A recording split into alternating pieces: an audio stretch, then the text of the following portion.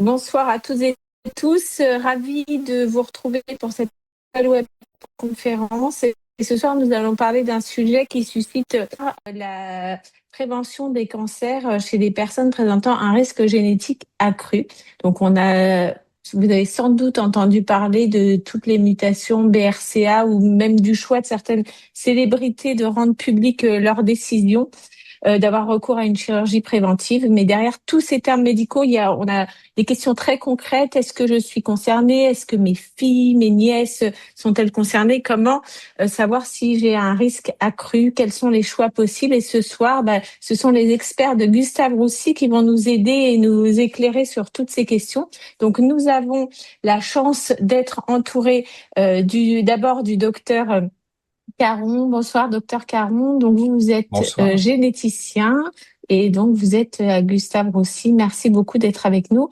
Nous sommes également avec le docteur Lemarie. Bonsoir, docteur Lemarie. Vous êtes chef de service pardon, de service de chirurgie plastique oncologique et reconstructive à Gustave Roussy. Et nous rejoindra ensuite le professeur Sébastien Gouil, qui est chirurgien gynécologique à Gustave Roussy aussi.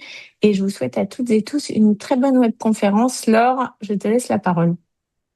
Alors voilà, un petit mot d'accueil, puisqu'effectivement sur mon réseau cancer du sein, ces sujets, on les discute depuis le début, c'est-à-dire depuis 2014, puisque finalement, pour certaines femmes touchées dans leur parcours, il peut y avoir des questions de découverte, de mutation, d'un risque familial, etc., et donc d'un parcours de soins qui peut être modifié. Et puis, en fait, quand on a ces familles avec des risques augmentés, bah, ça suscite plein de questions. Justement, tu le disais, de comment commencer, enfin, quand commencer les surveillances et éventuellement, quand est-ce qu'on peut envisager une chirurgie de prévention. Donc, c'est vraiment des sujets très complexes. On pourra donc prendre vos questions tout au long des différentes propositions d'intervention de ce soir. On aura des temps donc d'échange avec nos intervenants pour essayer de répondre au mieux à vos questions. Et on pourra aussi parler un peu des ressources pour les femmes et les patients, puisqu'il y a aussi toute je dirais, de nombreuses associations qui cherchent à mieux accompagner. Mais nous, ce soir, en fait, ce qu'on veut vraiment, c'est apporter une information la plus juste possible, et notamment sur les questions de risque qui sont très compliquées à expliquer, et aussi de personnalisation des approches, qu'elles soient voilà, de chirurgie ou de justement juste surveillance, entre guillemets. Donc, on vous laisse tout de suite la parole, docteur Olivier Caron, pour éclairer nos lanternes sur ces sujets compliqués. Merci beaucoup, Laure. Merci pour l'introduction et puis cette invitation. Donc, on m'a demandé de répondre à une question. Quelles sont les femmes qui sont concernées par une chirurgie de prévention?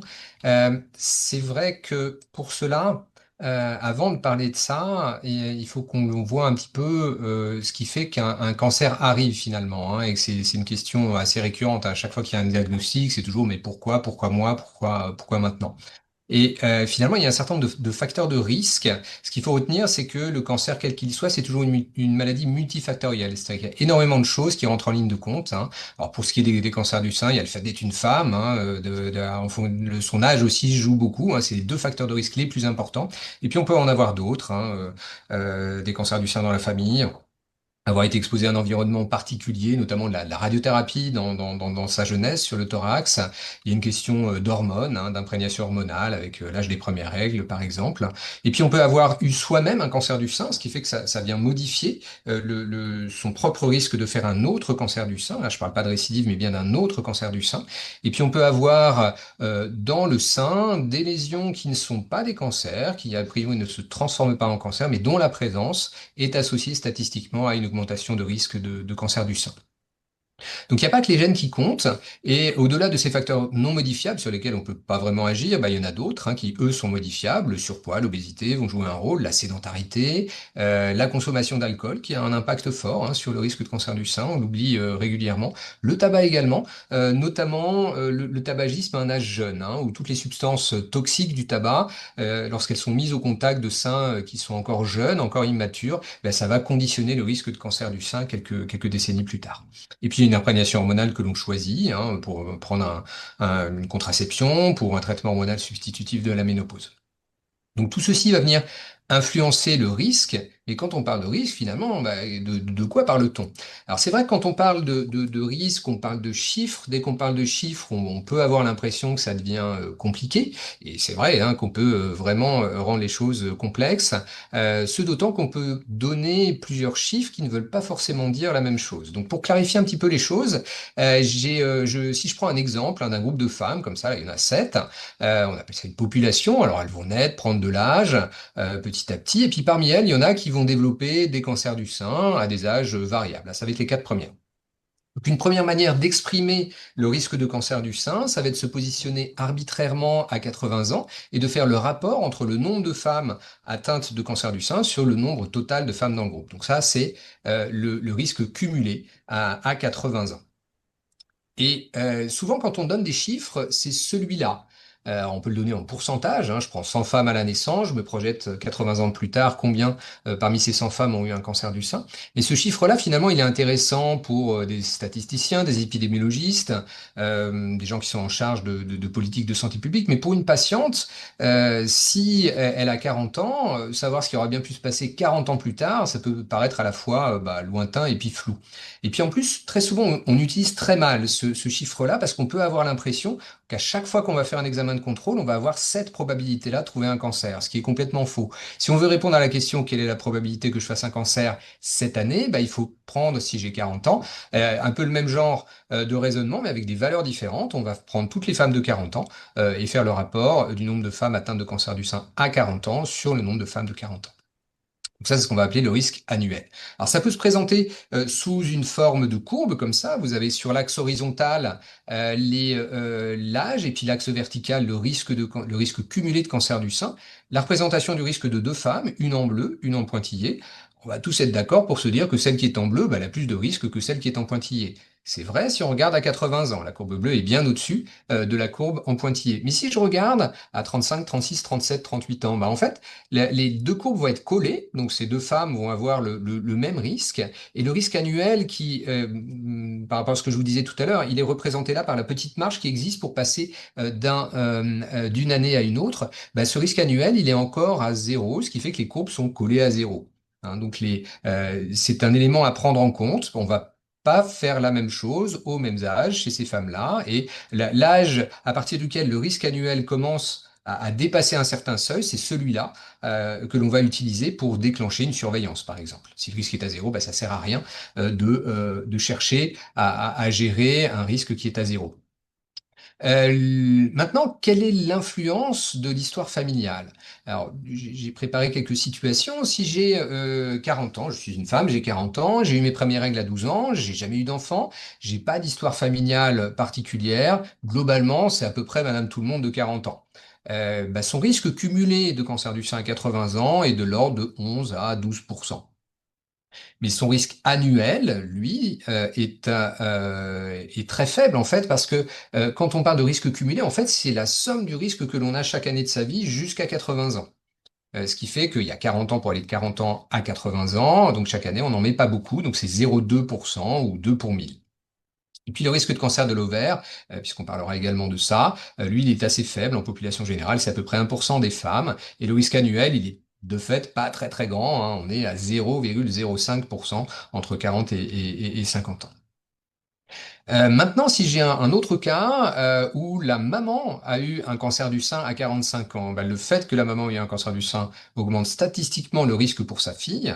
Dans quelle proportion? On va passer de 11-12% à 18,3%. C'est pas non plus c'est une augmentation importante, mais qui n'est pas non plus une explosion du risque de cancer du sein. avec un risque annuel qui est de l'ordre, là on était à 0,20%, on passe à 0,43%. Alors faut pas trop regarder les centièmes, hein, mais faut prendre un petit peu de recul sur les chiffres, mais 0,40%, ça veut dire que si j'ai 1000 femmes qui ont 45 ans, qui sont dans cette situation-là et qui font une mammographie, bah, je vais diagnostiquer 4 cancers du sein.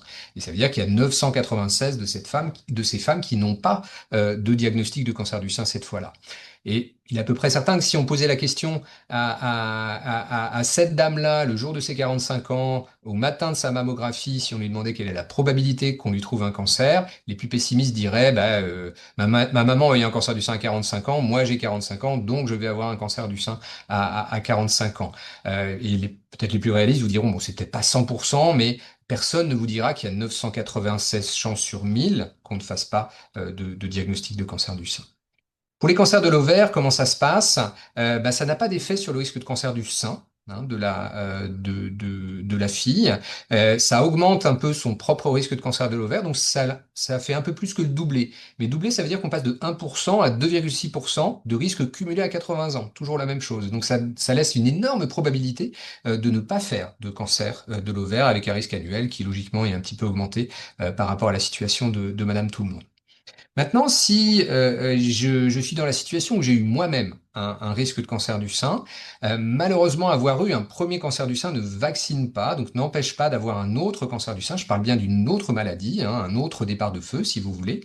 Là, ça augmente le risque par rapport à la population générale. C'est des chiffres qui sont difficiles à estimer parce que ça dépend d'énormément de choses finalement, mais grosso modo, on est de l'ordre d'une vingtaine de pourcents de probabilité de faire un autre cancer du sein. Et pareil, ça ne change pas son risque de cancer de l'ovaire d'avoir eu un cancer du sein. Donc on peut, de manière un peu arbitraire, si on regarde le risque, alors cette fois-ci, c'est pas pour vous troubler, mais je vous ai parlé jusqu'ici de risque cumulé à 80 ans ou de risque annuel. Là, on va prendre le risque cumulé à 5 ans. C'est-à-dire que quel que soit son âge, on va prendre le risque que l'on a chaque année pendant les 5 années qui suivent, on va faire la somme. Et si cette somme est inférieure à 1%, on va dire que on est dans un risque faible. Si on est entre 1 et 2%, c'est le risque moyen. C'est celui de Madame Tout-le-Monde, par exemple, qui a plus de 50 ans. Si on est entre 2 et 4 à 6%, c'est un risque augmenté, c'est celui d'une femme qui a eu un cancer du sein ou qui a eu le type de lésion un peu particulier dont je vous parlais tout à l'heure. Et puis au-delà de 6%, c'est une catégorie qui est ouverte, qui a un risque très augmenté. Et c'est dans cette catégorie-là qu'on va retrouver des femmes porteuses d'anomalies dans des gènes BRCA1 ou BRCA2 par exemple.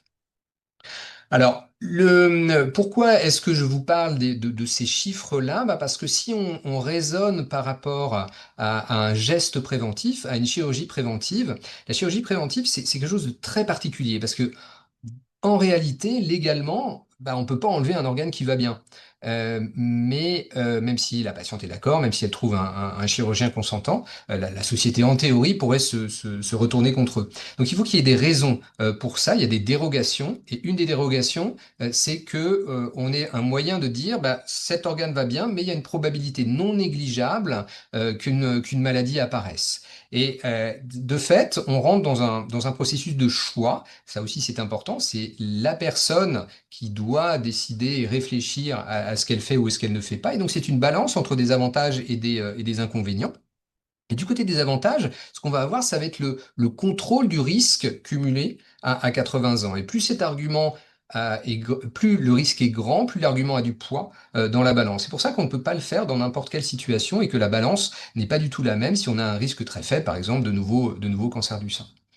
Alors, quel est le seuil de risque habituellement rencontré? Alors, c'est pas légal en tant que tel, mais habituellement, on retient un chiffre d'environ 40% de risque cumulé à 80 ans. Dans ce cas-là, la chirurgie préventive du sein est une option par rapport à la recommandation qui est la surveillance. En fait, on va intensifier la surveillance en mettant en place notamment des IRM annuels qui ont elles-mêmes une bonne efficacité en termes de dépistage précoce des cancers. Mais ça n'évite pas le cancer. C'est ça le problème. Ça veut dire que dans le petit tableau que je vous ai montré avant, on envisage une chirurgie préventive des seins que dans une partie des situations où on est à un risque très augmenté de cancer du sein. Pour les ovaires, les risques sont beaucoup plus faibles. À partir de 2% de risque cumulé à 80 ans, on peut discuter de cet acte après la ménopause. Et si on est à 10% ou à peu près ou plus de risque cumulé, là dans ce cas-là, ça devient une recommandation. C'est-à-dire que nous, médecins, on pense que c'est la meilleure manière de gérer le risque. Et c'est cette différence, 40%, 2% ou 10%, entre les seins et les ovaires, elle vient du fait que la maladie cancer de l'ovaire est complexe à gérer, bien plus complexe que les cancers du sein. Je dis pas du tout qu'il n'y ait pas des cancers du sein qui soient compliqués à gérer, bien évidemment, mais en moyenne, la maladie cancer de l'ovaire est difficile à traiter et surtout, on n'a pas d'alternative pour gérer le risque de cancer de l'ovaire. Donc, il n'y a pas trop le choix pour les ovaires à partir d'un certain moment. Euh, le, Lorsqu'on est porteuse d'une anomalie de BRCA1 ou de BRCA2, qu'est-ce que ça change sur le risque? Ben là, je vous ai mis les mêmes courbes que tout à l'heure, hein, mais quand on a donc une anomalie de BRCA1 ou de BRCA2, et vous avez le risque cumulé à 80 ans qui est de l'ordre de 70% à peu près, hein, avec des risques qui sont à peu près similaires entre BRCA1 et BRCA2. Alors attention à ces chiffres, parce que ils ont été obtenus dans des familles qui ont été extrêmement sélectionnées sur l'histoire familiale. C'est-à-dire que il y avait des familles dans lesquelles il y avait plein de cancers du sein, et forcément, si on estime les risques à la sortie, bah, les chiffres sont assez importants. Et si je n'ai pas d'histoire familiale, mais que j'ai une anomalie dans un gène BRCA1, BRCA2, ces risques cumulés à 80 ans sont divisés jusqu'à 2, peut-être même un petit peu plus. Hein, donc là, on est à 70, on est plutôt à 35% de risque de cancer du sein. Même une anomalie dans un gène ne fait pas tout, hein, donc il y a tous les autres paramètres dont on a parlé avant rentrent également en ligne de compte. Alors, les courbes donnent également l'âge de début de la surveillance, hein, qui est à peu près autour de 30 ans. On est à plus de 40% de risque cumulé, donc oui, ça peut être une possibilité, une alternative pour lorsqu'on est porteuse d'une anomalie dans l'un de ces gènes. Mais attention, parce que le risque dépend de l'âge que l'on a. Si je suis dans le milieu de la quarantaine, bah, mon risque cumulé à 80 ans, c'est plus 70%, parce que j'ai déjà consommé, entre guillemets, un certain nombre d'années qui elles-mêmes ne sont plus à risque. Donc on refait un calcul, et là on peut retomber sur une quarantaine de pourcents. C'est variable là aussi selon les cas. C'est encore plus vrai si j'avance en âge. Si j'ai une soixantaine d'années, le risque annuel après 60 ans, il diminue. Vous voyez que les courbes s'aplatissent, hein, les marges sont de plus en plus petites, ce qui fait que le risque cumulé à 80 ans, bah, il devient faible et très en dessous du seuil habituellement retenu pour une chirurgie préventive des seins. Pour les ovaires, les courbes de risque sont assez différentes, hein. Les risques sont plus faibles que pour le sein et très différents entre BRCA1 et BRCA2, hein. Donc on ne va pas gérer les choses de la même manière et surtout les âges au diagnostic, les âges pardon, où auquel le risque commence à augmenter est très différent. Donc on ne va pas gérer le risque au même âge en fonction d'être porteuse de BRCA1 ou de BRCA2. Maintenant, comment est-ce qu'on arrive finalement à l'information sur être porteuse d'une anomalie de l'un de ces gènes? Bien, les indications de test reposent sur une suspicion de prédisposition au cancer. Ça veut dire que dans une famille, on va avoir beaucoup de cancers qui touchent le même organe, ou alors des âges jeunes au diagnostic. Et si ce sont des âges très jeunes, il suffit d'un seul cas pour envisager ça. Et puis on peut avoir des associations de certains cancers, des cancers du sein ou des cancers de l'ovaire, qui peuvent être évocateurs donc de prédisposition au cancer du sein. Donc sur ces différents arguments, il y a des listes assez complexes de critères pour lesquels on peut envisager un test génétique. Globalement, il faut avoir soit un cancer du sein très jeune, hein, avant 41 ans, soit une combinaison de cancers dans la famille, 3-4 cancers du sein, dont au moins un avant 60 ans. Et s'il y a que 2 cas, il faut que l'un des deux soit encore plus jeune que ça. Et si on a une forme bilatérale de cancer du sein, il faut que le premier ait été diagnostiqué avant l'âge de 50 ans. Certains types de cancer du sein justifient une analyse jusqu'à 61 ans. C'est le cas des cancers du sein triple négatifs, par exemple. On a d'autres situations qui sont beaucoup plus rares. Mais pour les cancers du sein, il peut y avoir indication pour chercher à adapter les traitements. Notamment, on a certains médicaments qui vont marcher d'autant mieux qu'une anomalie dans le gène existe. Donc, on peut avoir, pour un cancer du sein, même à 85 ans, une indication, sans histoire familiale, une indication de faire un test génétique. Ça, c'est pour voir quelle est la meilleure manière de soigner le cancer. Et puis pour les ovaires, il n'y a pas trop de débat, notamment pour la forme la plus fréquente de cancer de l'ovaire, qui sont des cancers séreux de haut grade. Tous ces cancers-là ont maintenant, pour des raisons d'adaptation de traitement, un test génétique, soit dans la tumeur, soit dans le patrimoine génétique de la personne. Alors comment ça se passe? Donc ça peut être une histoire familiale comme ça, avec trois, quatre cancers du sein diagnostiqués pour deux d'entre eux, en tout cas à des âges jeunes. Donc ça peut être le reflet d'une prédisposition. Ça peut être complètement le fruit du hasard, hein. Le hasard même gros existe. Et donc là, il y a une indication de test. La particularité de ces tests, c'est que quand on dit qu'il y a indication, c'est une indication familiale. Et on va faire un seul test dans la famille. Et on va le faire chez la personne chez laquelle la probabilité de trouver l'anomalie est la plus grande. Pourquoi? Bah parce que le test génétique n'apporte quelque chose que si on trouve une anomalie. Si on ne trouve rien, bah ça veut rien dire. Et ça veut notamment pas dire qu'il n'y a pas de prédisposition et par suite, ça veut pas dire qu'il n'y a pas de risque. C'est en gros exactement l'inverse de ce que tout le monde attend d'un test génétique. La plupart des gens qui viennent nous voir en génétique pour faire un test, ils veulent qu'on leur dise, vous n'avez pas de risque. Malheureusement, ce type de test aujourd'hui n'existe pas. Ça viendra peut-être plus tard, même probablement, mais nos tests actuels ne le permettent pas de ça. Donc le test génétique, il répond à un encadrement légal qui est strict, hein. Il faut une information préalable en consultation sur ce qu'on va faire, ce qu'on va analyser, qu'est-ce qui se passe si on trouve rien, qu'est-ce qui se passe si on trouve une anomalie, notamment en termes de surveillance, éventuellement de chirurgie. Quand on trouve une anomalie, on va pouvoir utiliser l'information pour la famille et au préalable, il faut avoir été informé de sa propre responsabilité d'informer les proches et quelque part on s'engage si on trouve une anomalie, bah, informer la famille sur leurs possibilités de test. Et puis on parle également des inconvénients, notamment on peut identifier ce qu'on appelle les variants de signification inconnues, qui nous posent pas mal de problèmes et qui font que un test génétique peut apporter plus de questions qu'il n'apporte de réponses. Et il y a des aspects psychologiques qui sont assez évidents sur lesquels on pourra revenir. Il faut signer un consentement. Ça se fait à partir de prise de sang, parfois sur un prélèvement de salive. Et puis l'analyse prend un peu de temps, hein. On a des résultats en quelques mois et les résultats sont restitués obligatoirement en consultation. Et si on trouve une anomalie, donc on peut construire un test ciblé sur cette anomalie-là pour proposer des tests dans la famille. Là, dans la situation dont je vous parlais tout à l'heure, eh bien, on a 20% de probabilité de trouver une anomalie, hein. C'est vrai que la plupart du temps, on trouve rien, hein, même dans des situations assez évocatrices de prédisposition.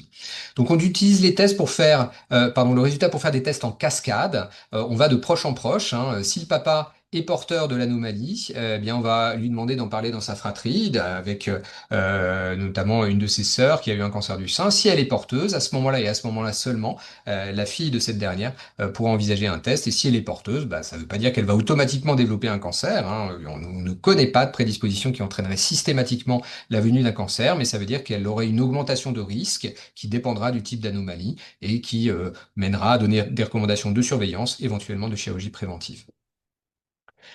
Donc, lorsqu'on est soi-même en cours de traitement pour un cancer, alors un cas particulier, c'est si on a une maladie dite avancée, voire métastatique, ou qu'on a pu déterminer qu'il y avait un risque de récidive qui était particulièrement important, eh bien, la présence d'une anomalie de BRCA1, BRCA2 peut entraîner l'introduction de médicaments de type inhibiteur de PARP qui se prennent après la radiothérapie en général. Est-ce que ça a un impact sur la chirurgie? Il n'y a pas de recommandation officielle et donc d'impact systématique sur le plan de traitement, mais il y a des options. On peut transformer ce qui était au départ un traitement conservateur, donc une tumorectomie, en mastectomie, hein, aller enlever complètement le sein qui est malade, mais c'est pas obligatoire. Et on peut discuter éventuellement d'une chirurgie de l'autre sein.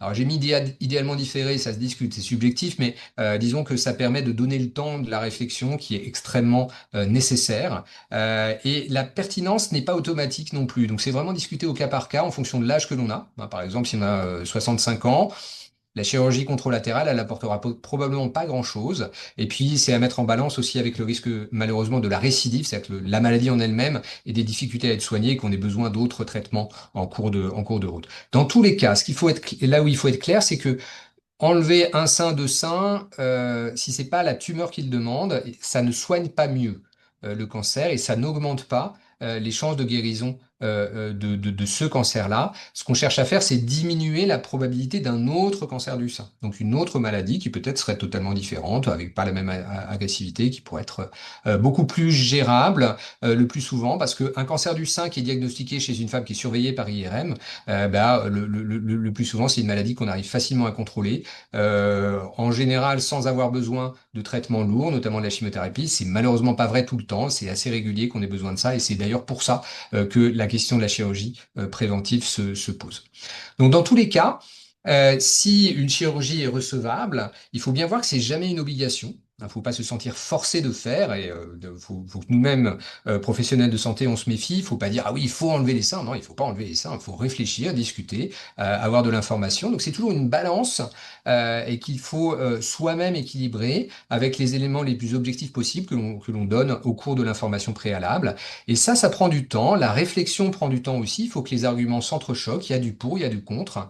Même si parfois, à certains moments, on peut se sentir extrêmement décidé, bah, c'est important de bien laisser les arguments infuser et on a régulièrement des modifications dans les choix. Globalement, je ne l'ai pas mis sur les diapos, mais les femmes indemnes de cancer choisissent très majoritairement la surveillance. On a un petit tiers des femmes indemnes qui vont choisir à un moment donné, après réflexion, de faire une chirurgie préventive. Et pour les femmes qui ont déjà eu un cancer du sein, le chiffre est un petit peu supérieur, on est à une quarantaine de pourcents. Hein. Donc il y a une majorité de femmes qui optent pour la surveillance. Sachant que parmi les femmes qui surveillent, ben, il y en a qui vont peut-être dire je réfléchis, puis un autre jour, enfin, une autre année, je verrai ce qu'on fait par rapport à ça. Dans tous les cas, parmi les inconvénients, il y a beaucoup d'inconvénients psychologiques, donc c'est extrêmement important d'être accompagné sur ce plan-là également. Et la décision, finalement, elle se prend toujours légalement de manière collégiale avec trois entités finalement. Hein. Il y a une entité qui est censée aider la personne à faire cette balance entre les avantages et les inconvénients. Donc ça, c'est souvent nous, à Gustave Roussy, en génétique, qui le faisons. Il y a des aspects qui sont vraiment sur les possibilités techniques avec le chirurgien. Est-ce que c'est risqué ou pas de faire telle ou telle opération? Et puis la troisième composante, c'est vraiment les psychologues qui nous aident et qui aident la patiente surtout à voir si c'est le moment de décider, par exemple. Quelque chose que je n'ai pas mis, qui est évident et un peu idiot, c'est que c'est irréversible, la chirurgie préventive. On ne peut pas essayer un petit peu et puis se dire on revient. Donc, il faut vraiment être dans de bonnes conditions pour choisir.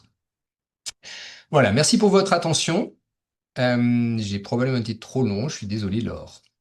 Non, non, merci beaucoup, c'était très intéressant, très clair. On a du coup, je vais dire trois questions qu'on a envie de vous poser rapido. La Mhm. première, une question de Pierre, donc c'est aussi pour remercier tous les hommes qui nous écoutent ce soir, qui sont concernés par cette question.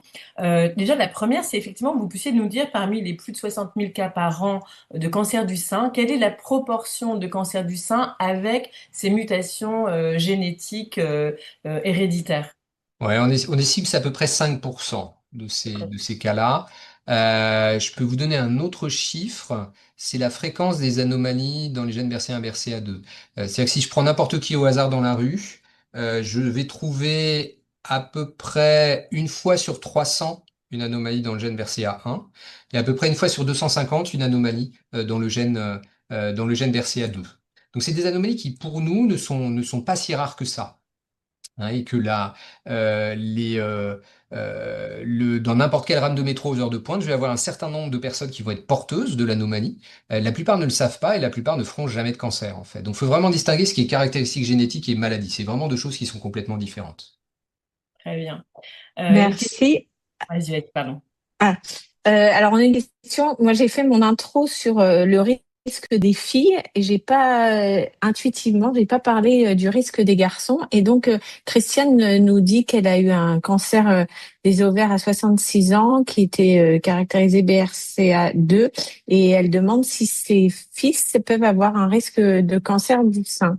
Alors attention, il faut être très clair sur l'anomalie, à quel niveau elle a été trouvée. Si elle est trouvée dans la tumeur, ça ne veut pas dire que la personne elle-même est porteuse de l'anomalie. Donc la première chose à faire, c'est de vérifier ça. Si l'anomalie est juste dans la tumeur, les enfants, garçons comme filles, ne peuvent pas en être porteurs.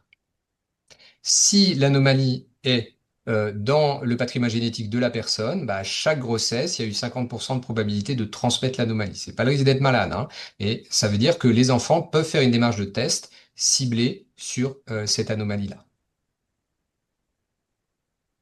Merci beaucoup. Et une question de Dominique. En fait, vous l'avez dit, c'est pas parce qu'on trouve pas la mutation BRCA 1 ou 2 que pour autant il n'y a pas forcément de risque. On est très nombreux, finalement, nombreuses à être dans des familles où il y a visiblement quand même un sacré risque quand on regarde notre arbre généalogique. Et du coup, comment se fait un petit peu quand on ne trouve pas ces fameux gènes, quelles sont un petit peu les recommandations justement par rapport à la chirurgie de prévention et ce risque, comment vous faites? Alors, en général, si on trouve pas, si on suspecte une prédisposition et qu'on ne trouve pas d'anomalie, on n'est quasiment jamais dans la dernière catégorie de risque dont je vous ai parlé. Donc, on n'est jamais en situation de se poser des questions par rapport à une chirurgie préventive. En revanche, on est le plus souvent dans une situation où il faut se poser des questions pour une surveillance. Dans ce cas-là, on a des outils, des algorithmes qui nous permettent, à partir d'énormément de données, de faire des statistiques et de déterminer avec cette histoire familiale-là, mais surtout en combinant tout un tas de choses, les autres facteurs dont je vous ai parlé tout à l'heure, ça nous permet de calculer le risque. Alors, sur la vie, oui, mais surtout à 5 ans, et encore une fois, en fonction de ça, on va donner des recommandations de surveillance. Merci beaucoup. Alors, on va, si vous permettez, passer. Voilà, si le docteur Lemarie peut partager son écran. Ah, super, magnifique. Donc, bonsoir à toutes et à tous. Merci encore pour cette invitation. Je suis très heureux d'être là avec vous pour discuter de la chirurgie de réduction de risque. Merci Olivier pour toutes ces infos. C'est toujours éclairant, toutes ces infos sur l'évaluation du risque et l'accompagnement des patientes qui sont avec des mutations génétiques. Donc là, on va parler de la chirurgie de réduction de risque. Pourquoi on le fait? Comme l'a dit Olivier avant, c'est l'objectif pour la patiente de réduire son risque de développer un cancer du sein en cas de prédisposition génétique, d'anomalie génétique identifiée. Donc ça, c'est une démarche qui est celle d'une prévention qui se prend dans le temps, et donc c'est quelque chose qui doit être mûri et qui doit être réfléchi longuement. Donc c'est jamais quelque chose qui se fait du jour au lendemain. Et quand on fait cette démarche de chirurgie préventive, l'idée c'est de réduire au maximum le risque, mais ça ne supprime pas non plus à 100%. Donc il y a toujours un risque résiduel, même s'il est infime, qui est une maladie qui se développe après une chirurgie préventive. On ne supprime pas à 100% le risque. Donc à qui on propose ce type d'intervention? C'est d'abord à des patientes qui ont une prédisposition génétique avec une mutation identifiée, par exemple sur les gènes BRCA1, BRCA2, et dans certains cas, très rarement, chez les patients qui n'ont pas de mutation, mais qui ont une histoire familiale chargée, avec beaucoup d'antécédents de cancer dans la famille. Et dans tous les cas, ce qu'il faut retenir, c'est que c'est une évaluation au cas par cas, comme l'a dit Olivier. Parfois, il y a des patients qui ont une prédisposition génétique, mais qui n'ont pas d'histoire familiale, qui ont finalement un risque faible. Et à l'inverse, voilà, c'est vraiment l'histoire de chaque patient qui compte. Et cette décision, elle se fait de manière concertée avec la patiente d'abord, accompagnée par le généticien, accompagnée par la psychologue et dernière étape avec le chirurgien. Mais c'est jamais donc une obligation, c'est une option qui est proposée aux patientes si celle-ci ne souhaite pas avoir une surveillance plus rapprochée. Donc pour nous, l'objectif, ça va être triple. Ça va être d'abord retirer le maximum de glandes pour réduire au maximum le niveau de risque. Donc c'est un objectif carcinologique. C'est aussi un objectif esthétique, parce que du coup, on doit retirer cette glande, mais pour autant, on va essayer de garder l'enveloppe cutanée du sein, le mamelon, l'aréole, pour préserver la forme, la symétrie, voire la sensibilité du sein. Et donc, il y a une composante aussi importante fonctionnelle. Il faut que ce sein reconstruit. Il handicape pas la patiente au quotidien. Donc, il faut qu'elle puisse continuer ses activités personnelles, qu'elle ait toujours elle se reconnaisse dans ce sein reconstruit, et que ce sein il soit souple, sensible, qu'elle puisse vivre longtemps avec. Donc, il y a une composante essentielle qui est de la qualité de vie. Donc, en fait, tout ça se fait en respectant, en préservant au maximum la qualité de vie des patientes. Donc, on l'a vu tout à l'heure, la première étape, ça reste quand même la consultation génétique. C'est l'évaluation au cas par cas du niveau de risque. des alternatives, la surveillance rapprochée, voire une chirurgie de réduction de risque. Il faut laisser du temps à cette prise de décision, s'informer pendant cette étape. On prend des témoignages d'autres patients. Et une fois que la décision est prise, celle-ci elle est validée de manière pluridisciplinaire avec un généticien, un gynécologue, un chirurgien et surtout une psychologue pour que toute cette démarche elle soit voilà, consolidée, on va dire. Et la dernière étape, ce sera seulement la chirurgie. Et donc c'est important de respecter ces étapes. On a parfois des patients qui prennent contact avec nous, on va dire un peu trop rapidement. Elles voient le chirurgien avant d'avoir vraiment évalué leur niveau de risque personnel. Donc, il faut parfois faire un retour en arrière, reposer les choses avant de se lancer dans une chirurgie sans avoir compris tous les tenants aboutissants que ça pouvait impliquer. Donc, l'idée de cette chirurgie, c'est d'associer deux gestes, à la fois un geste de mastectomie, on va enlever toute la glande mammaire, on va préserver la peau du sein, le mamelon et l'aréole, et dans le même temps, donc c'est toujours une reconstruction immédiate, on va restaurer le volume, la forme du sein avec différentes techniques. Et très souvent, comme c'est un risque des deux côtés, on est amené donc à faire un geste bilatéral. Sur les options de reconstruction, les techniques qu'on propose aux patientes, on va dire dans 90% des cas, on utilise des prothèses. Donc c'est des implants mammaires en silicone, entourés d'une enveloppe de silicone. C'est exactement les mêmes implants qu'on utilise en chirurgie esthétique d'augmentation mammaire. Sauf que là, on a des volumes de prothèses qui sont plus importants. On a des formes rondes, anatomiques. Et donc l'intérêt de cette procédure, c'est que ça permet de faire une reconstruction du sein sans faire de cicatrices ailleurs sur le corps. Donc c'est une reconstruction avec un corps étranger, qui n'est pas définitif, qui sera donc forcément remplacé tous les 10, 15, 20 ans. Mais ça permet de ne pas marquer le corps ailleurs par une cicatrice supplémentaire. L'alternative à la prothèse, c'est une reconstruction avec ses propres tissus, des tissus qui peuvent être prélevés sur le ventre, c'est le lambeau de Dieppe, sur la face atteinte de cuisse, et parfois on n'utilise que des injections de graisse, ça s'appelle le lipofilling. Donc il y a plusieurs options de reconstruction avec ses propres tissus. Et l'intérêt de ces reconstructions avec ses propres tissus, c'est que c'est une reconstruction définitive qui va vivre avec la patiente. C'est les propres tissus de la patiente. Donc on a un bénéfice en termes de souplesse, de sensibilité du sein reconstruit, avec cet inconvénient que ces tissus viennent de quelque part et que là, on a prélevé des tissus, forcément, il y aura des séquelles. Ça peut être une cicatrice, ça peut être une irrégularité du corps, une asymétrie. Donc, il y a, entre guillemets, une contrepartie à cette reconstruction définitive, c'est de marquer le corps ailleurs. Donc, pendant cette longue préparation, il faut bien s'informer. Donc, il y a des programmes spécifiques comme celui d'interception à Gustave Roussy dans d'autres centres en France. Il y a évidemment Morosec Cancer du sein, et puis il y a beaucoup de contenu d'information qui existe sur les réseaux sociaux, sur YouTube, tout ça. Donc, c'est important de prendre le temps d'avoir l'avis de patients qui ont eu ce parcours, de bien peser le pour le contre, voir les avantages et inconvénients de chacune des techniques de reconstruction avant de se lancer dans ce type de chirurgie. Et pendant ce temps de préparation, évidemment, l'objectif aussi, c'est de se préparer au mieux à cette chirurgie qui n'est pas dénuée de risques de complications. Donc, on évalue avec les patientes leurs facteurs de risque de complications. Est-ce qu'il y a un diabète? Est-ce qu'elles sont sédentaires? Et on va surtout s'attaquer au problème du tabac et du surpoids et de l'obésité. Donc, on va traiter les facteurs de risque avant de se lancer dans une chirurgie. L'idée étant de diminuer au maximum le risque d'une complication. Si le niveau de risque de complication est trop élevé, la balance ne sera pas en faveur de l'intervention. On aura plutôt tendance à proposer aux patientes une surveillance rapprochée, ne pas s'exposer à des complications qui peuvent être lourdes pour les patientes.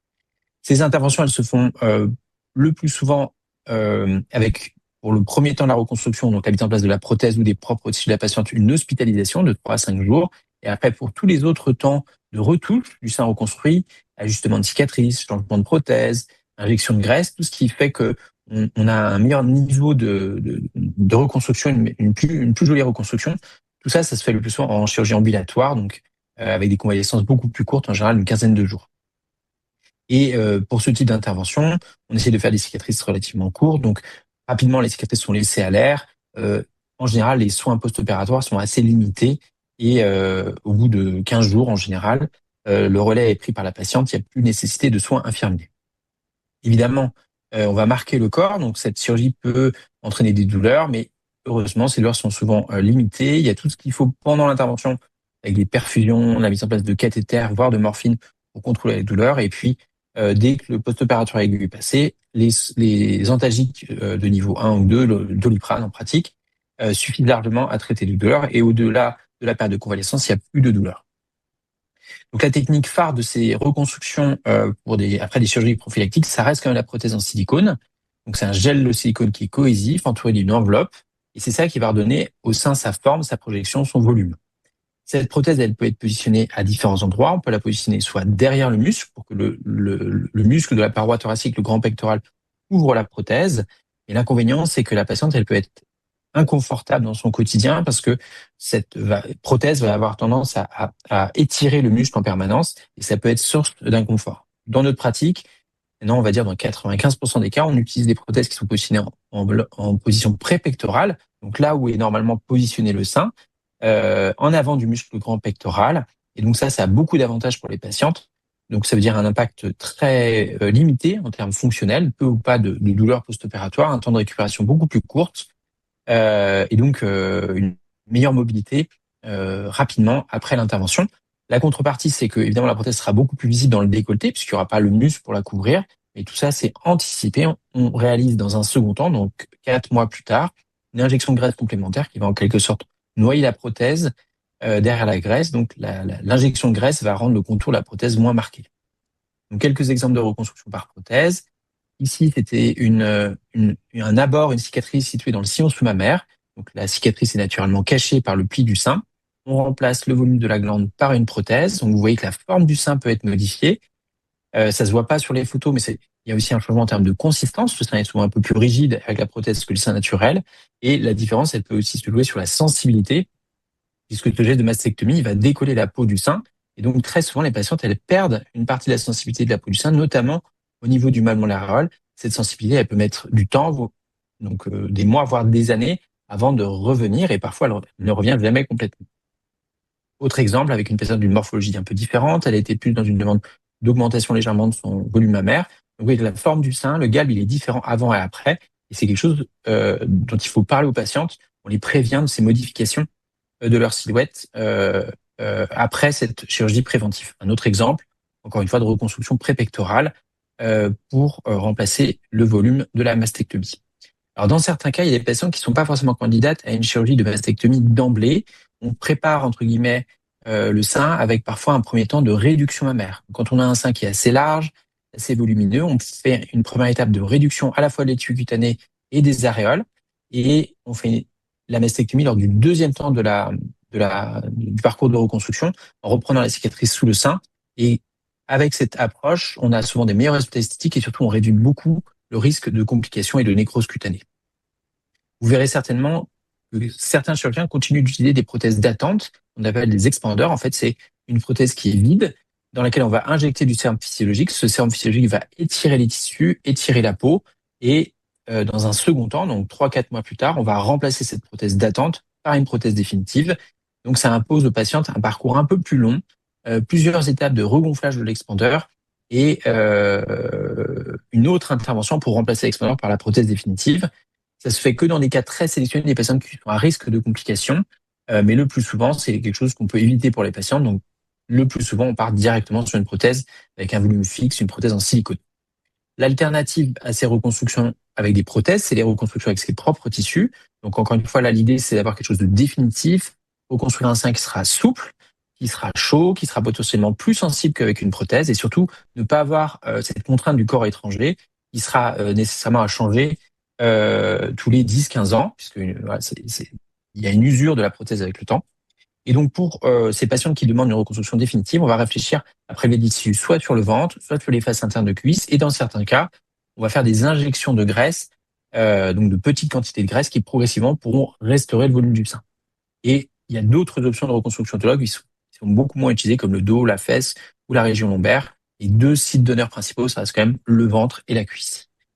Donc, quelques exemples. Le lambeau de Dieppe, c'est peut-être la technique qu'on réalise le plus souvent. Donc là, l'idée, c'est de prélever l'excès de peau et de graisse entre l'ombilic et le pubis. On préserve les muscles sous-jacents. Donc, il y a peu ou pas d'impact sur la fonction musculaire abdominale. Il n'y a pas de distension du ventre après ce type d'intervention. Et donc, c'est ce volume de tissu qui va être transféré au niveau du sein, glissé sous l'enveloppe cutanéenne du sein. Et cette peau et graisse donc, du ventre va restaurer le contour du sein. Et donc, cet apport de tissu va donner un résultat qui sera quasiment identique à celui d'un sein naturel. Le sein est surtout constitué de graisse. Donc, c'est des résultats qui sont voilà, particulièrement esthétiques et surtout qui durent dans le temps. Donc, un exemple d'une reconstruction bilatérale avec cette technique. Encore un autre exemple. Donc, la contrepartie, là, on le voit, c'est la cicatrice sur le ventre, qui reste heureusement cachée par les sous-vêtements, mais qui est visible par la patiente. Et donc, c'est pour ça que parfois, les patientes ne sont pas prêtes à ce type de prélèvement, qu'elles privilégient dans un premier temps la prothèse, quitte à ce que ce prélèvement du ventre soit fait dans un second temps, quelques années plus tard, pour remplacer la prothèse. Autre site d'honneur qui peut être parfois utilisé, c'est la face interne de cuisse. Donc là, on va prélever de la peau et de la graisse à la racine de la cuisse avec une cicatrice qui va être cachée dans le pli de la cuisse. Donc ça, c'est souvent chez les patients qui sont assez minces, qui n'ont pas d'excès de peau et de graisse sur le ventre, qui ont aussi souvent un plus petit volume de sein. Donc on va glisser ces tissus derrière l'enveloppe cutanée. Et vous voyez que la cicatrice, qui est assez longue quand même, mais elle est facilement cachée par les sous-vêtements et elle n'entraîne pas de déformation de la cuisse visible, en tout cas de l'extérieur. Un autre exemple, cette fois-ci d'un prélèvement uniquement de peau et de graisse, pas de muscles. Donc d'une patiente qui avait eu un parcours de cancer du sein, donc elle avait été traitée pour un cancer du sein à droite, donc une situation où la chirurgie préventive a été réalisée après le parcours du traitement du cancer. Et là, pareil, elle a une reconstruction bilatérale avec des tissus prélevés sur la face interne de la cuisse.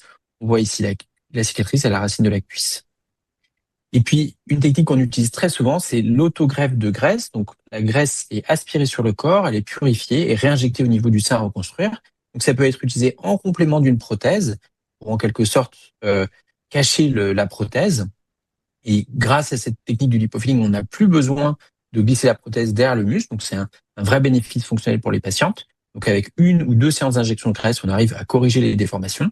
Et parfois, chez des patientes sélectionnées qui ont un petit volume mammaire, on peut faire une reconstruction complète du sein qu'avec des injections de graisse. Donc, c'est au cas par cas, on choisit la meilleure option de reconstruction des patientes. Et puis, évidemment, il y a des perspectives pour réduire l'impact de cette chirurgie sur les patientes, réduire la taille des cicatrices, potentiellement même limiter le risque d'une complication. Donc, il y a différents outils qui sont utilisés. Le robot, depuis quelques années, plus de 10 ans déjà, est utilisé pour déporter la cicatrice et utiliser les bras du robot pour réaliser la dissection avec une voie de bord la plus petite possible, mais aussi des techniques de célioscopie. Donc là, on va utiliser les mêmes instruments qu'une chirurgie célioscopique abdominale ou ailleurs sur le corps. Et grâce à ces instruments de célioscopie, on va pouvoir, encore une fois, réduire la taille de la cicatrice. Donc l'objectif, l'idée derrière tout ça, c'est d'être le moins impactant pour les patientes, préserver la sensibilité, préserver le corps en réduisant la taille des cicatrices. Évidemment, il y a des voies de recherche dans tout ça. On travaille sur des techniques de stockage de la graisse, d'amplification de la graisse, voire de colonisation de matrice avec cette graisse, pour peut-être un jour ne plus avoir utilisé de prothèses, de corps étrangers, tout reconstruire avec uniquement les tissus de la patiente. Voilà, je vous remercie pour votre attention. Merci beaucoup. Donc, on va prendre quelques questions. Vous nous en avez posé beaucoup, mais heureusement, beaucoup ont déjà été répondus par l'intervention du docteur Lemarie. En fait, alors on a plusieurs hommes qui nous écoutent. On a Pierre et Rémi qui nous disent finalement cette chirurgie de prévention, est-ce qu'elle existe aussi pour les hommes? Et dans ces cas-là, est-ce qu'il y a des différences notables? Et il semble en tout cas qu'elle ne soit pas toujours proposée. Donc voilà, est-ce que c'est quelque chose qui se fait ou pas du tout? Alors, Je peux peut-être en pratique, commenter. on a... Oui, bien sûr, Olivier, pardon, excuse-moi. Juste pour introduire, c'est que on n'a pas parlé des risques des hommes lorsqu'ils sont porteurs d'anomalies dans les gènes. Mais les risques sont extrêmement différents de ceux des femmes. Hein. Pour les seins, il y a à peu près, lorsqu'un homme est porteur d'une anomalie de BRCA2, le risque cumulé à 80 ans est de l'ordre de 5%, un petit peu moins, avec un risque qui se concentre dans la soixantaine et au-delà. Hein. Il y a pas cet effet d'âge anticipé qu'on peut voir pour les femmes. Et pour les anomalies de BRCA1, c'est beaucoup plus faible, hein, c'est moins de 1%. Ce qui fait qu'on est dans des niveaux de risque qui sont très faibles. Donc là, il est tellement faible finalement qu'il n'y a pas de recommandation de surveillance des seins des hommes. Donc on est encore moins dans des situations de chirurgie préventive. Il y a certaines situations, notamment pour des hommes qui ont une glande mammaire extrêmement développée, ce qui peut arriver, hein, ce qu'on appelle une gynécomastie, où là la question peut se poser, mais c'est quand même des choses qui se font plus qu'exceptionnellement, hein, et Oui, avec mais donc merci beaucoup pour cette clarification sur le risque, entre guillemets, plutôt de chirurgie préventive, mais on a quand même, même si c'est 1%, il y a quand même des hommes qui ont des cancers du sein, et donc du coup, c'est plus la démarche de contrôle latéral, reconstruction, ça a l'air plus facile parce qu'entre guillemets, c'est plus petit chez vous, les hommes, mais néanmoins, en maillot de bain, un homme, ça se voit aussi qu'il a été opéré, par exemple, donc entre guillemets, est-ce qu'il y a des différences notables, notamment pour quelqu'un voilà, un homme qui auraient été donc touchés par un cancer du sein. Ils sont souvent mutés, pas toujours, mais enfin souvent. Du coup, c'est plus dans la chirurgie euh, seconde, enfin je dirais de prévention contralatérale, quoi. ils sont rarement mutés, hein, j'insiste, hein. On Rarement trouve muté. rarement des choses. Rarement muté, d'accord. Donc oui, je partage le point de vue d'Olivier. On n'a pas de demande ou d'indication sur ce type de chirurgie préventive chez l'homme. Quand il y a un homme qui est touché par un cancer du sein, on est souvent, donc on fait la mastectomie. Il se trouve que morphologiquement, souvent les lésions sont centromammaires, souvent proches du mamelon latéral, donc c'est rare qu'on puisse conserver le mamelon latéral. Donc les hommes se retrouvent avec un thorax plat sans aréole. Donc le travail qu'on fait avec eux, c'est éventuellement un geste de reconstruction secondaire pour reconstruire l'aréole, le mamelon. Donc il y a plein de techniques qui existent. Si il y a une déformation du thorax, une asymétrie, on peut discuter éventuellement de faire des injections de graisse à distance pour corriger l'asymétrie du thorax. Mais en général, il n'y a pas d'indication d'une chirurgie prophylactique contralatérale. Comme l'a dit Olivier tout à l'heure, c'est très rare qu'on fasse un geste prophylactique, pour les femmes en tout cas, contralatéral en même temps que le geste thérapeutique. Donc souvent, il y a un intervalle de temps entre les deux. Et chez les hommes, comme il n'y a pas d'indication d'une chirurgie prophylactique, on ne traite que le sein qui est malade.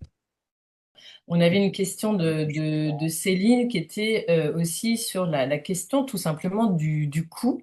Quand on a une chirurgie donc, qui est prévue en prévention, est-ce que c'est pris en charge par la sécurité sociale? Est-ce qu'il y a des surcoûts? Où est-ce qu'on peut se renseigner? Est-ce qu'il y a, entre guillemets, des centres experts plus particulièrement pour ces chirurgies de prévention de risques? Alors, pour ce type d'intervention, oui, il y a une prise en charge par la sécurité sociale. Donc, le geste de mastectomie est pris en charge. Le geste de reconstruction peut aussi être pris en charge. Et en fonction de la technique de reconstruction, on peut être amené, pour certains centres, à faire une demande d'entente préalable, pardon, à la caisse primaire d'assurance maladie avant le geste, pour avoir l'accord de la caisse primaire que le geste de reconstruction par prothèse sera pris en charge. Donc, ça rentre pas dans une ALD 100%, mais il y a une prise en charge sécu quand même. En revanche, si jamais il y a un temps de préparation du sein avant la mastectomie, on l'a vu chez les patients qui auraient éventuellement un relâchement cutané important, chez qui on devrait faire une mastopexie ou un lifting mammaire avant la mastectomie. Dans ce cas-là, malheureusement, il n'y a pas de prise en charge pour ce temps préliminaire, puisque c'est pas reconnu par la Sécu comme un geste nécessaire. Et après, quand la reconstruction a été réalisée, qu'il y a des retouches à faire, des injections de graisse, des changements de prothèses, de la même manière, il y a une prise en charge par la Sécu. Donc, si les patientes sont prises en charge dans des centres publics, elles n'ont pas de frais à débourser. En revanche, s'il y a une prise en charge dans des centres privés, il peut y avoir des honoraires de chirurgie ou d'anesthésie. Donc, il peut y avoir un surcoût pour la patiente qui peut ne pas être totalement pris en charge par les mutuelles. Merci pour ces précisions. Et du coup, professeur Louis, on voit parfaitement vos slides. Merci de m'avoir invité. Je suis ravi de parler de cette chirurgie qui est en effet proposée régulièrement à des patients dont on va discuter clairement. Donc, on commence sur le but, c'est de rapidement un petit peu voir dans quelle situation on propose cette chirurgie de réduction de risque des ovaires et quelles sont un petit peu les conditions pour se préparer à ce type de chirurgie. Comme l'a très bien dit Nicolas, on parle de chirurgie de réduction de risque et non pas prophylactique parce que le risque zéro n'existe pas, quelle que soit la chirurgie qu'on propose. Donc, c'est juste le but de réduire le risque au maximum que l'on peut. Mais 100%, ça n'existe pas. Il y a toujours des histoires très particulières où on peut avoir des pathologies cancéreuses malgré l'ablation d'un organe. Je vais commencer par cette diapositive qui résume beaucoup de choses. Donc, tout le monde vous l'a reconnu, je pense, c'est Angelina Jolie qui a énormément aidé les gynécologues qui, comme moi, proposent dans certaines situations cette chirurgie, puisque c'est ce que vous expliquez aussi Olivier un petit peu au début du topo. Elle dit clairement que ces médecins avaient estimé son risque de cancer du sein et son risque de cancer de l'ovaire. Alors les chiffres, c'est pas ça qui est le plus important, parce que comme vous l'avez compris, c'est assez difficile d'expliquer ces chiffres, parce que c'est tout au long de la vie. Mais clairement, ce qu'on sait que cette patiente, donc Angelina Jolie, avait une mutation BRCA1. Et elle a beaucoup, beaucoup parlé sur cette mutation, et ça a vraiment permis de déclencher chez les patientes une capacité plus importante à accepter cette chirurgie et à venir voir les gynécologues et les cancérologues pour parler justement de cette mutation et des chirurgies de réduction de risque que ça impliquait. Comme on vous l'a également dit tout à l'heure, notamment Olivier, hein, pourquoi est-ce qu'on propose et pourquoi est-ce qu'on définit un âge au moment duquel on décide de proposer ces chirurgies? Ça dépend bien sûr de la mutation. Là, vous avez sur le diagramme, vous voyez très bien les courbes qui sont plates au début de la vie, et d'un seul coup, il y a vraiment une augmentation très importante du risque de cancer de l'ovaire en fonction de la mutation BRCA1, BRCA2. Et comme vous voyez sur le premier schéma, vous voyez que la courbe commence à augmenter, mais pas au même âge. Pour les BRCA1, on voit très bien qu'il y a une augmentation très importante de la courbe, globalement après 35 ans, alors que pour les BRCA2, c'est plutôt après 45 ans. Ce qui explique qu'actuellement, on considère que c'est autour de 38 ans, 40 ans qu'on propose à ces patientes mutées BRCA1 cette chirurgie.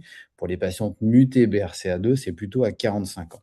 Mais voilà, ces âges, ils viennent de ces courbes. Ils n'ont pas été choisis au hasard. C'est parce qu'on estime qu'avant, le risque est très faible. Et quand le risque augmente, on pense que là, c'est le bon moment pour proposer ces chirurgies à ces patientes.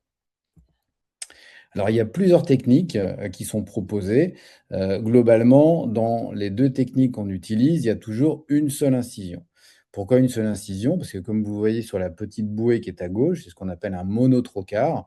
C'est tout simplement une espèce de grosse bouée dans laquelle on met des petits trocars. Vous voyez, c'est les trois petites choses violettes qui nous permettent de glisser d'une part une caméra et d'autre part des instruments pour pouvoir faire la chirurgie qu'on souhaite réaliser, à savoir ici l'ablation des ovaires et des trompes.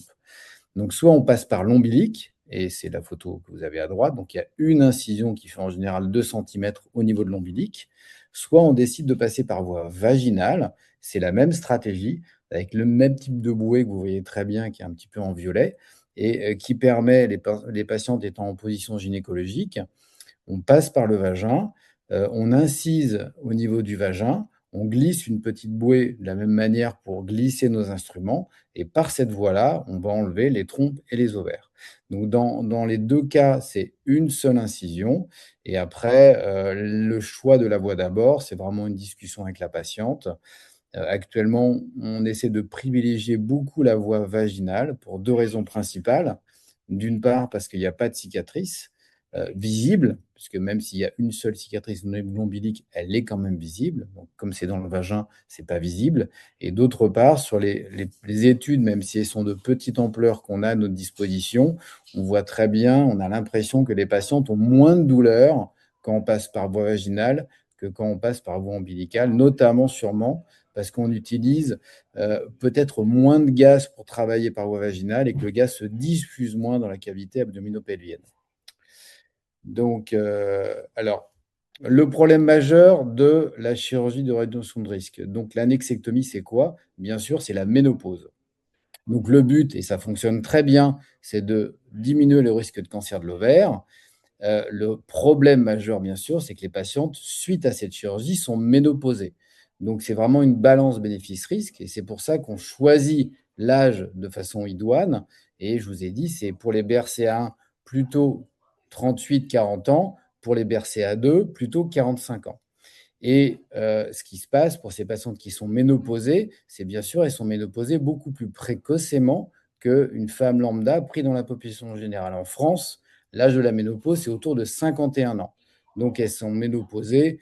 Pour les BRCA1, si on fait cette chirurgie, plus d'une dizaine d'années avant les patientes lambda. Pour les BRCA2, c'est plutôt à peu près un peu moins, mais au moins 5-6 ans que les patientes lambda. Donc, il faut arriver à gérer ces conséquences de la ménopause.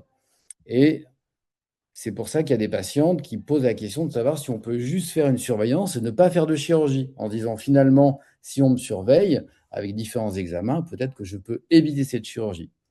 Le problème, c'est quoi? C'est que la surveillance reposerait sur deux éléments. Une échographie pelvienne, donc c'est une espèce de sonde qu'on passe par voie vaginale et par voie suspubienne pour regarder s'il y a éventuellement des anomalies au niveau des ovaires qui pourraient justifier qu'on propose cette chirurgie.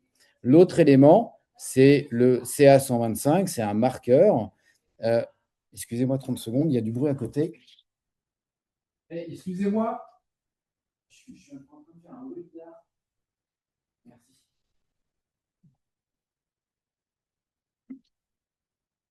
Excusez-moi, il y avait du bruit juste à côté, donc j'ai demandé aux gens qui parlent moins fort. Donc, on peut proposer également un CA125, qui a un dosage, un marqueur qu'on fait au niveau du sang et qui peut être augmenté en général quand le cancer de l'ovaire est déjà installé. Malheureusement, ces examens ne permettent pas de surveiller correctement. Pourquoi? Parce qu'on n'arrive pas à diagnostiquer des lésions précancéreuses qui pourraient devenir un cancer de l'ovaire ou un cancer de l'ovaire très précoce. Donc, ce n'est pas fiable, donc on ne peut pas le proposer. Et d'autre part, l'autre élément aussi qui ne permet pas de surveiller, c'est qu'il n'y a pas de symptômes dans le cancer de l'ovaire. Donc, en général, quand il y a des symptômes, c'est déjà qu'on est à un stade avancé de la maladie. Donc, finalement, c'est trop tard et on a loupé le bon moment pour proposer cette chirurgie. Donc, on ne peut pas utiliser non plus l'existence ou non de symptômes pour pouvoir surveiller les patientes.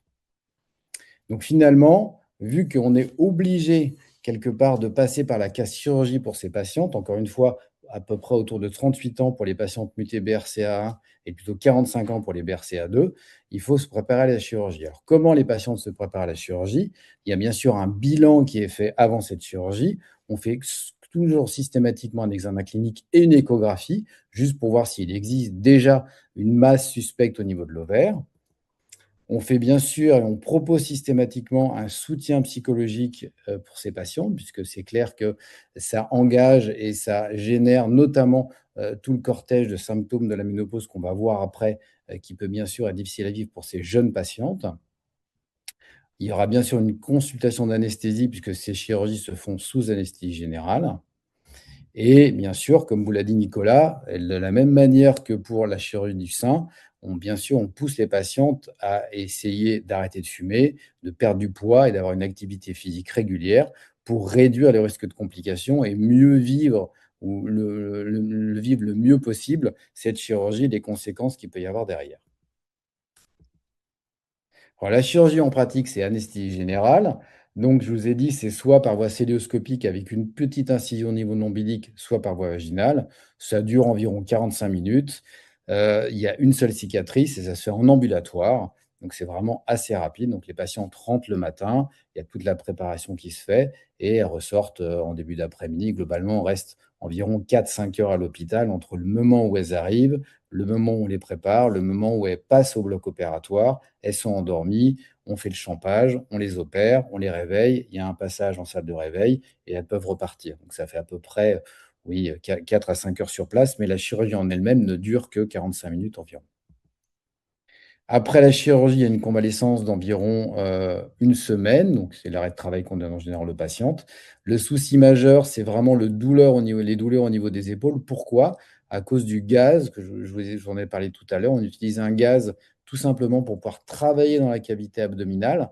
Et ce gaz nous permet une expansion et c'est ce qui nous permet de mettre les instruments, de travailler. Sinon, on ne pourrait pas parce qu'il n'y aurait pas d'espace entre les anses intestinales et tous les organes qu'il y a au niveau de la cavité abdominale. On ne pourrait pas arriver à accéder aux ovaires et aux trompes.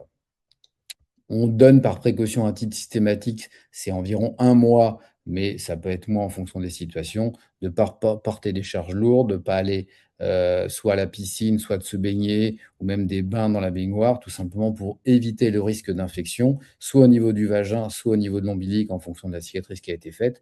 Et pareil pour les rapports sexuels, ça c'est plus pour la voie vaginale, bien sûr. En général, on conseille pendant un petit mois de ne pas avoir de rapport pour bien sûr ne pas abîmer la cicatrice. Les antalgiques, en général, il n'y a vraiment pas beaucoup besoin d'antalgiques, mais ils sont prescrits à titre systématique. C'est des paliers 1, donc du paracétamol et des choses très simples.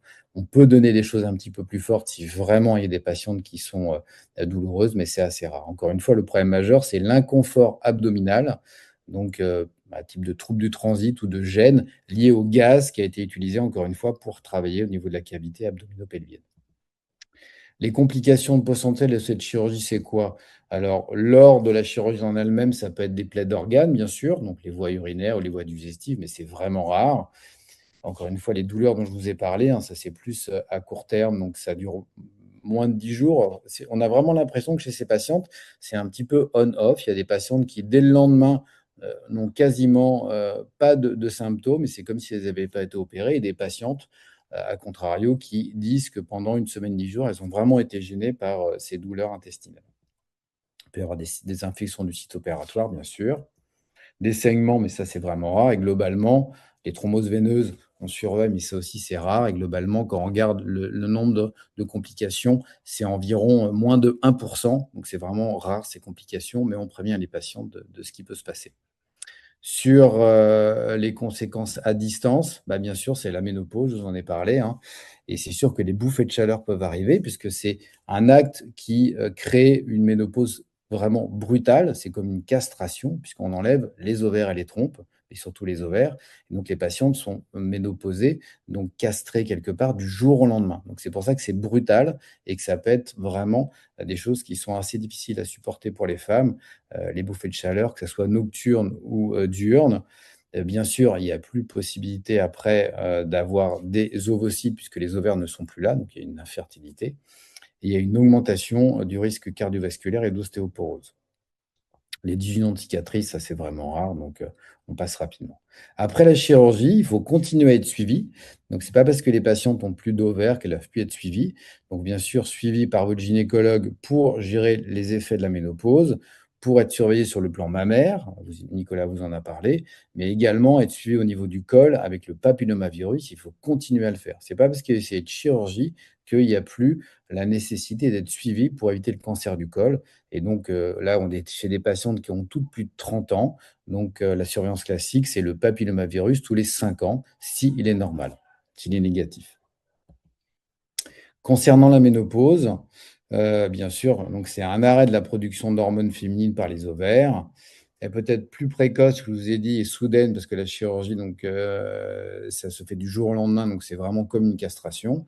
Et les effets, c'est vraiment, alors pour le coup, variable d'une femme à l'autre. Ça peut être des troubles du sommeil, des troubles de l'humeur, des problèmes de dysthymie, une perte de la libido, des sécheresses vaginales. Et il y a une augmentation des risques, comme je vous l'ai dit, cardiovasculaires, osseux et cognitifs également. Donc, il y a vraiment nécessité d'arriver à gérer ça. Et donc, pour les bouffées de chaleur, on conseille l'acupuncture, l'activité physique. C'est vraiment ça qui a démontré la meilleure efficacité. Donc, on conseille toutes les patientes d'avoir une activité physique importante. C'est au moins 1 heure 3 fois par semaine pour que ça soit efficace. L'hypnose et toutes les techniques autres qui peuvent être tentées. Ça ne marche pas à tous les coups, mais ça peut aider les patientes. Là, je ne l'ai pas mis volontairement parce que dans certains cas très particuliers de patientes naïves de cancer, c'est-à-dire qui n'ont pas eu de cancer du sein et qui n'ont pas eu de cancer de l'ovaire, on peut, et qui ont eu à la fois une ablation des ovaires et une mastectomie prophylactique, on peut donner un traitement hormonal si vraiment il y a des bouffées de chaleur invalidantes. Mais c'est au cas par cas, et je ne vous l'ai pas mis là, puisque s'il y a un antécédent de cancer du sein, bien sûr, c'est une contre-indication, donc on ne peut pas le proposer aux patientes. Pour le risque cardiovasculaire et osseux, les mesures de prévention, c'est les mesures habituelles. Activité physique régulière, encore une fois. Donc vraiment, l'activité physique est essentielle à la fois pour les bouffées de chaleur, pour les diminuer, et à la fois pour éviter les complications cardiovasculaires à distance. Et bien sûr, une alimentation équilibrée, notamment avec les vitamines, vitamine D et les apports calciques adaptés pour essayer de limiter au maximum l'ostéoporose. Alors, je vous ai mis ça parce que finalement, on se rend compte et on a une évolution qui est vraiment importante, c'est qu'une des solutions qui existerait justement pour limiter ça, c'est cet essai qui ouvre et qui ouvre partout en France.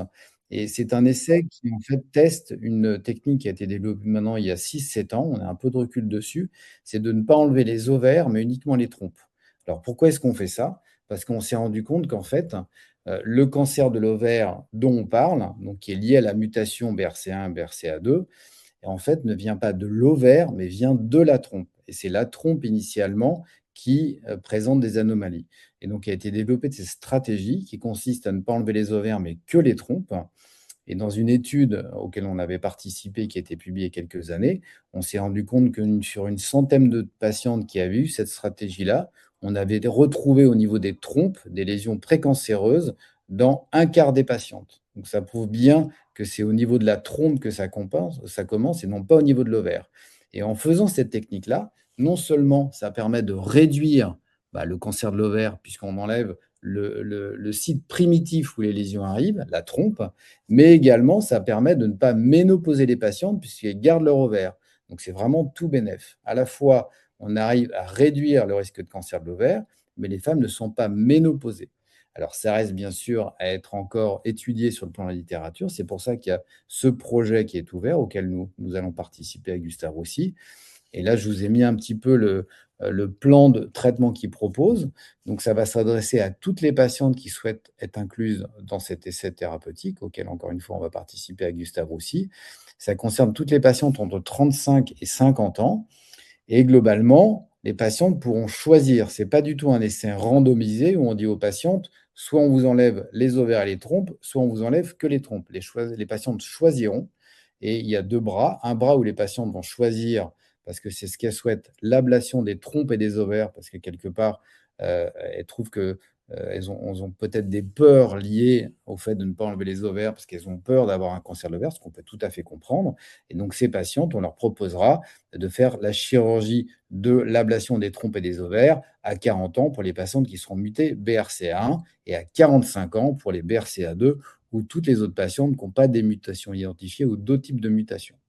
Pour les patientes qui vont choisir la stratégie qu'on propose, à savoir l'ablation des trompes, mais de garder les ovaires, qu'on appelle la fimbriectomie, eh bien, on le fera après 35 ans à ces patientes, en leur expliquant clairement qu'à 50 ans, on les fait opérer une deuxième fois pour enlever les ovaires. Pourquoi 50 ans? Parce qu'on sait que l'âge de la ménopause en France, c'est 51 ans, et on se dit, ça serait dommage de prendre un risque, sachant que les patientes sont à l'âge de la ménopause et que finalement, elles fassent un cancer de l'ovaire quelques années plus tard. Donc, avec cette stratégie, on arrive à la fois à diminuer le risque de cancer de l'ovaire et de ne pas ménopauser les patientes avant l'âge théorique de la ménopause d'une patiente lambda qui n'aurait pas cette mutation. Donc, c'est vraiment un essai qui est très important, auquel on va participer, et on va encourager les patientes à être incluses, quel que soit le bras, encore une fois, qu'elles choisiront, soit le bras fimbriectomie, donc on garde les ovaires jusqu'à 50 ans, soit le bras où elles souhaitent qu'on enlève de façon classique les ovaires et les trompes. Je vous remercie pour votre attention, puis je suis disponible avec mes collègues pour les questions qu'il y aura éventuellement sur le chat. Alors déjà, merci beaucoup pour ces slides extrêmement clairs, très intéressantes, et cet essai qui montre également l'importance de se renseigner sur la recherche très active, la recherche clinique. Et c'est vraiment très important. Alors, n'hésitez pas à nous poser des questions spécifiques sur cette chirurgie au niveau de l'ovaire. Mais une première remarque, vous l'avez déjà très bien expliqué, mais on sent que pour les patientes, quelle que soit la situation, enfin pour les femmes en cas de surrisque, et pour les patientes qui ont eu un premier cancer, et qui on découvre une mutation avec voilà, cette notion de risque augmenté et peut-être de proposition de réduction de risque chirurgicale, il y a quand même, comme vous l'avez dit, des balances bénéfices-risques, une épée de Damoclès qui est très importante, des impacts assez majeurs, que ce soit une chirurgie du sein ou de l'ovaire, sur finalement le vécu de la personne en termes de confiance en soi, en termes d'impact sur la sexualité, en termes d'impact avec ses ménopauses précoces. Et dans les remarques, questions qu'on a, on voit bien que finalement, un peu le trépied d'être soutenu au niveau psychologique, accompagné aussi au niveau peut-être sexo, en tout cas reprendre confiance en soi dans certaines situations, et la notion aussi d'un suivi qui sera certainement un peu différent, avec peut-être des risques long cours qu'il faudra quand même garder en tête sur d'autres champs. Vous avez parlé de l'ostéoporose, le risque cardiovasculaire, etc. On voit bien qu'on rentre sur un parcours un peu spécifique. Donc, est-ce que vous pouvez nous dire, en fait, typiquement, comment vous structurez ça dans vos centres experts, et puis où est-ce qu'on peut retrouver ces conseils? Et il y a une question aussi d'accès à ces soins de support. Je pense notamment au soutien psychologique. Là, on a Céline qui nous dit que malgré voilà, une situation tout à fait décrite ce soir, mais pour le coup, elle n'a jamais eu de soutien psychologique, par exemple, et on voit que c'est compliqué d'y accéder. Donc voilà, est-ce que vous avez des recommandations là-dessus? Alors, nous, on a de la chance à Gustave aussi, puisqu'on a une consultation dédiée à ce qu'on appelle aux femmes à risque. Donc, grâce à ces consultations-là, il y a vraiment le point qui est fait sur toutes ces questions. Et les patientes vont être adressées en fonction de leurs besoins aux différents praticiens qu'elles vont voir. Donc, dans leur parcours, elles peuvent être amenées à voir, bien sûr, Olivier pour le côté génétique, Nicolas pour la mastectomie, moi pour discuter un petit peu des ovaires, mais également une psychologue, également une sexologue, enfin vraiment tous les corps de métier qui peuvent accompagner, aider la patiente dans ce parcours. Et c'est ce qu'avait dit très bien Olivier au début, hein, c'est un parcours qui va être en plusieurs étapes. C'est pas on la voit une fois et on l'opère une semaine après. C'est pas comme ça que ça marche. Les patientes, on les voit une première fois, on leur explique un petit peu la chirurgie, les conséquences, et on va les revoir 6 mois après, de nouveau pour rediscuter avec elles. Elles auront d'autres questions qui sont arrivées, jusque comme ça. Et l'idéal pour nous, c'est de les voir 1 an ou 2 ans avant l'âge théorique de la chirurgie, pour justement qu'elles se préparent, qu'on puisse les voir. Et le jour où ça arrive, elles sont aussi en confiance parce qu'elles nous connaissent, et ça, c'est très important. Donc, et je pense que c'est la même chose pour Nicolas. C'est vraiment important ce lien qui peut se créer sur ces patientes qui sont suivies par plusieurs praticiens à Gustave Roussy ou dans un autre centre. Et comme ça, on peut vraiment s'adapter parce que ce qui est intéressant, c'est que chez ces patientes, les besoins vont changer en fonction du moment de leur vie. Et les besoins qu'elles ont au moment lambda, où on va découvrir la mutation, où on va découvrir qu'il faut la surveiller, c'est pas la même chose qu'il va y avoir 2 ans, 3 ans ou 5 ans plus tard. Donc, il faut vraiment faire évoluer les besoins qu'elles vont avoir au cours de ce plan de traitement.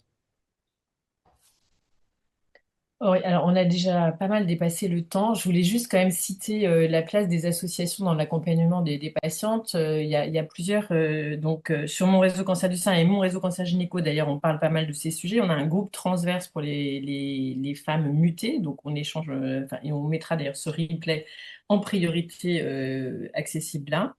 Il y a l'association Génétique Cancer aussi qui fait beaucoup de choses sur les familles à prédisposition de cancer.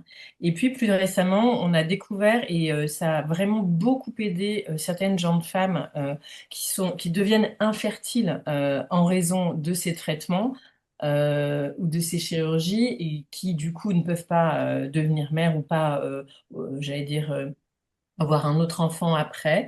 Et c'est l'association Happy Moi qui est spécialisée avec des psychologues sur, sur cette notion finalement de deuil de maternité possible ou de changement de projet de vie.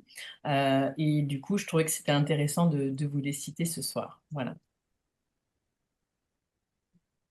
En tout cas, j'insiste beaucoup sur ce projet qui est vraiment quelque chose d'assez exceptionnel pour les femmes, parce que le fait qu'elles puissent être à la fois quelque part traiter correctement et qu'on puisse réduire vraiment de façon majeure le risque de cancer de l'ovaire, mais de ne pas les ménopauser, c'est vraiment un changement de paradigme. Et en termes de qualité de vie, ça n'a rien à voir. Donc vraiment, j'encourage Ça, c'est toutes vraiment très, très c'est quelque chose d'assez, c'est un changement radical sur la prise en charge de ces patients. Donc vraiment, je les encourage toutes à aller vers des structures qui proposent cet essai, parce qu'encore une fois, elles choisissent le bras dans lequel elles veulent être.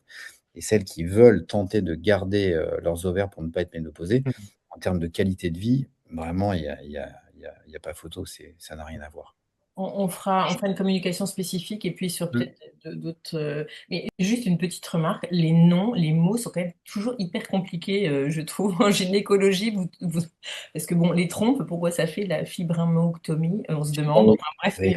parfois il faut vraiment le glossaire de la gynéco pour comprendre quelque chose et vous suivre. Mais l'essai est top et on en parlera. Les bouts de la trompe. Le bout de la trompe. Je peux juste faire un tout petit commentaire, notamment par rapport à la maternité. Tout à l'heure, je vous dis, enfin, et Sébastien les a remontrés, mais on a les courbes de pénétrance, et notamment, et je reviens sur la notion de risque annuel. Le risque annuel de cancer de l'ovaire à 40 ans est quand même très faible. Ce qui fait que une femme chez qui on viendrait découvrir une anomie dans un gène, on lui donnerait la recommandation d'une annexectomie prophylactique, qui est la recommandation officielle. La fimbrillectomie, encore une fois, c'est quelque chose qui est de la recherche. Et la recommandation, c'est l'annexectomie. Si elle a encore un projet parental en se disant, bah, j'ai pas eu d'enfant, je voudrais avoir un enfant ou je ferais bien un petit dernier, bah, tant qu'en fait cette question-là n'est pas résolue, il est tout à fait possible d'attendre que le projet aboutisse ou pas d'ailleurs, ou qu'on change d'avis. Donc là, en acceptant le fait de prendre 1% de risque de faire un cancer de l'ovaire dans l'année qui vient, ou un petit peu moins que ça. hein, 0,5 ou 1%. Et c'est encore plus pour BRCA2, où là, il y a vraiment le temps, et le désir d'enfant, alors, la société change, hein, mais le désir d'enfant après 45 ans, il est quand même pas très élevé, et puis on rentre dans d'autres problèmes génétiques, là pour le coup, que je ne développerai pas. Et la fimbrillectomie, alors c'est une super étude, effectivement. Euh, à mon goût, elle commence un peu jeune, parce que pour le coup, à 35 ans, le risque annuel, il n'y a pas beaucoup de situations où le risque est vraiment important. C'est pas dénué de risque quand même, hein, la fimbrillectomie. On peut provoquer la ménopause. Sébastien dira mieux que moi, hein, mais dans les quelques études, on a 1 ou 2% de ménopause provoquée comme ça. Donc si on le fait trop tôt, là, c'est pas très bien. Donc il faut bien se faire expliquer le truc avant de choisir. Malheureusement, c'est une étude qui est sur le très très long terme. C'est que les résultats, on sera en retraite quand ça ira. Donc pour les femmes d'aujourd'hui qui se posent la question, bon bah ouais, c'est dans le cadre de programmes de recherche pour l'instant. Alors, on a quand même quelques premiers résultats, parce que la première série qui a été publiée, à plus de 7 ans, il y avait 0 cancer de l'ovaire dans Ouais, la mais, population. mais on peut pas utiliser ce chiffre-là parce que c'était des femmes qui n'étaient pas à risque en fait, donc il n'y avait pas de cancer qui était attendu. Il y en avait certaines qui étaient à risque, pas toutes, je suis Ouais, d'accord avec toi. ouais. Mais après, ce qui est vrai, C'est c'est que encourageant, c'est ce qui fait d'ailleurs que c'est bien voilà, de poursuivre. c'est bien de poursuivre. Et c'est vrai que ça ramène à la question de la qualité de vie de ces jeunes femmes. C'est quand même très violent d'être ménopausée brutalement à 35, 38, 40, 42 ans.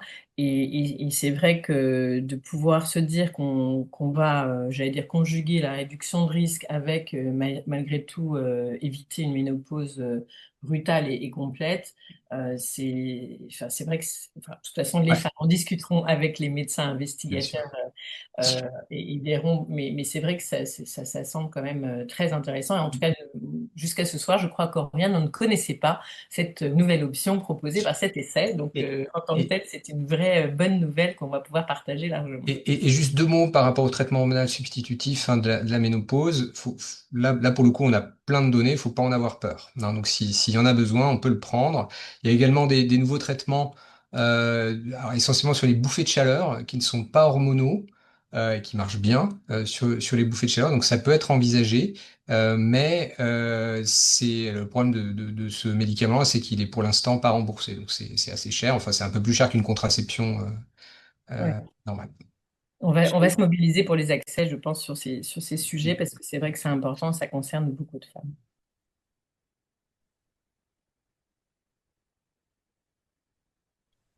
Merci beaucoup. J'ai eu un Wi-Fi un peu capricieux ce soir, donc j'ai laissé Laure beaucoup modérer. Merci infiniment pour toutes ces informations vraiment essentielles. Et on l'a vu dans les commentaires, vous nous avez aidé à apporter beaucoup de réponses concrètes et utiles pour la vie des femmes et aussi des hommes. Je vous souhaite à toutes et tous une excellente soirée et à bientôt. Le replay sera bientôt en ligne.